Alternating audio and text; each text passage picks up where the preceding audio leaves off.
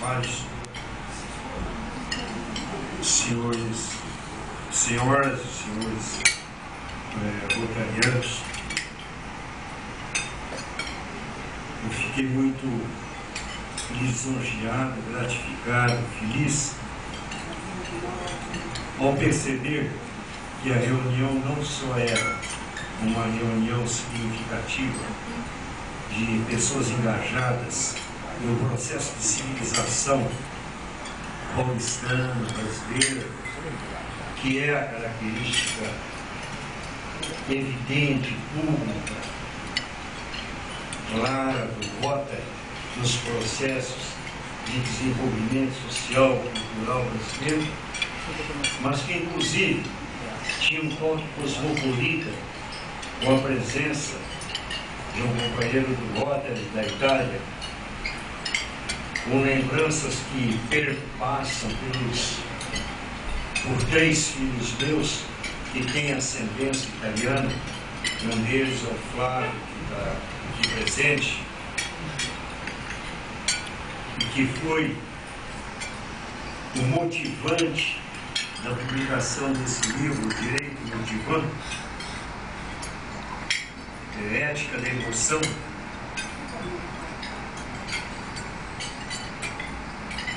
Este encontro, quando a senhora participante da reunião dispensou a tradução do italiano, aquilo teve um significado particular em termos não só de latinidade, mas em termos de civilidade.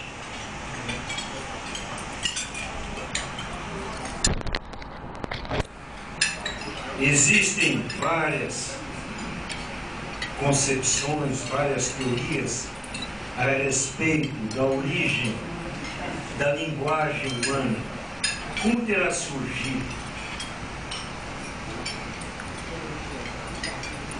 Teria sido múltipla em inúmeras partes da Terra ou teria uma origem só? Todos nós conhecemos a história de Babel, Babel, quando, como punição à intenção e pretensão dos homens de atingirem os céus, nós fomos punidos e castigados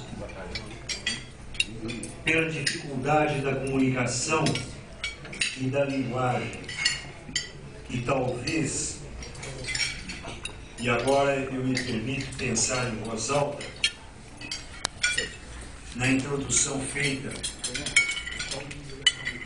por este indivíduo especial que é o Coronel Ferraz.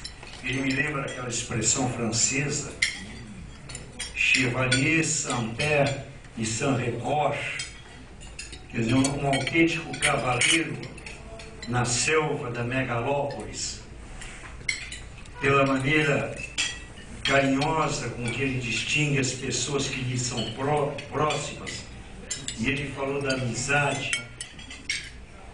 E me parece que uma das conquistas do espírito humano há de ser no século XXI essa extensão do conceito de amizade, não só para os próximos, mas também para os distantes, não só para aqueles que estão perto de nós, mas aqueles que por razões várias se situam em outras paragens, mas que estão no mesmo embarcador do destino humano.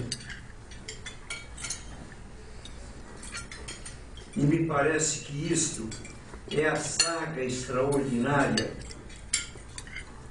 que empresta sentido ao processo de viver.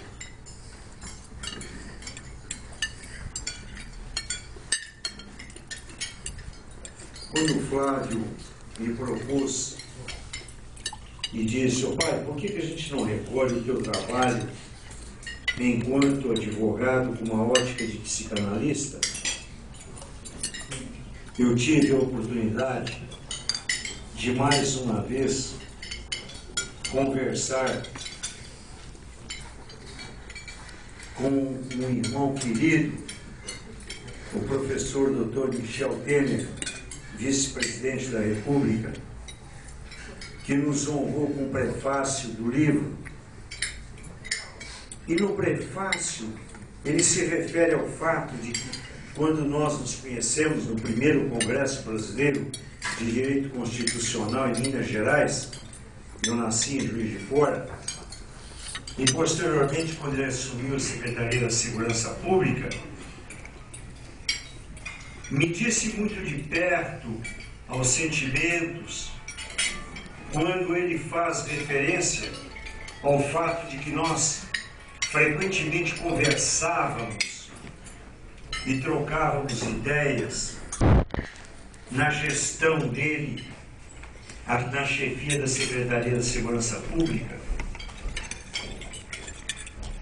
E isto me remeteu a outras circunstâncias em que foram as conversas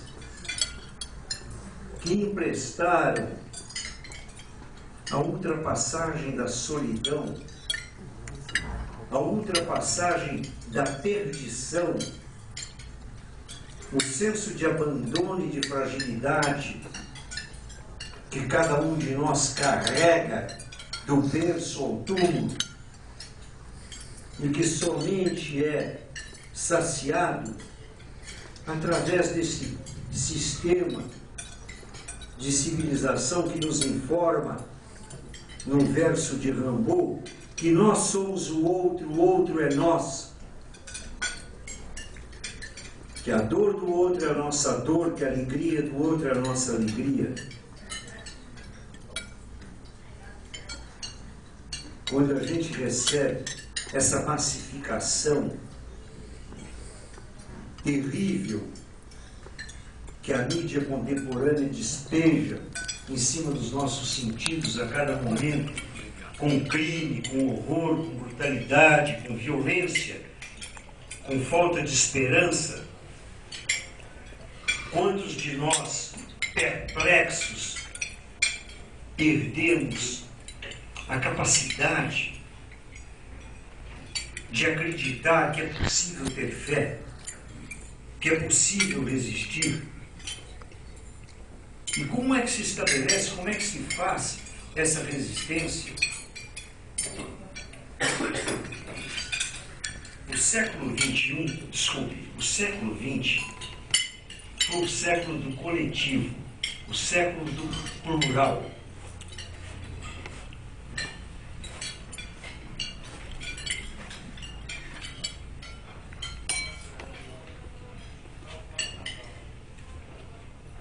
As grandes teorias totalitárias fizeram-nos convencer que o ser humano não tem a menor importância, que a importância é do grupo.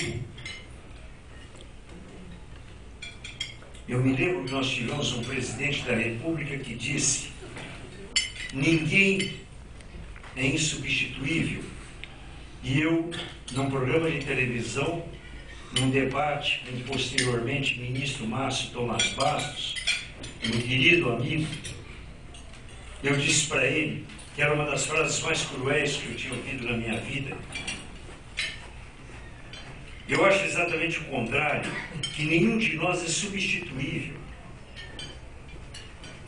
O seu irmão, o seu filho, cada ser humano é um mundo, é um universo em si mesmo, que justifica a própria existência do espírito humano. Quando eu estava sentado, eu ouvi hoje, nesse almoço, uma das frases mais tocantes que eu já tive a oportunidade de ouvir na minha vida. Aqui, agora, faz alguns minutos. Uma frase que passou, aparentemente, despercebida, dita por essa senhora. Essa senhora ao se dirigir ao seu lugar, ela disse uma frase que me tocou para sempre.